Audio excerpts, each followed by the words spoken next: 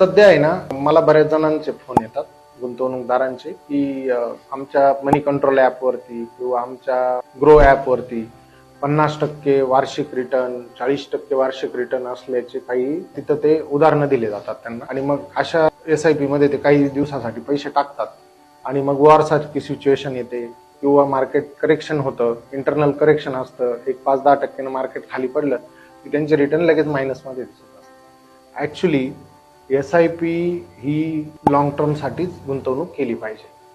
5 वर्ष, 7 वर्ष, 10 वर्ष, 15 वर्ष असं तुमचं गोल बेस प्लॅनिंग त्याच्यामध्ये पाहिजे.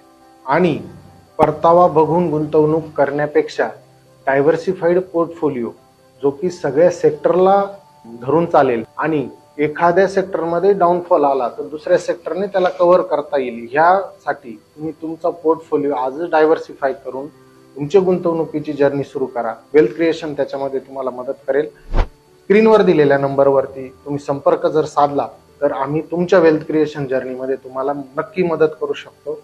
तर संपर्क करा. धन्यवाद.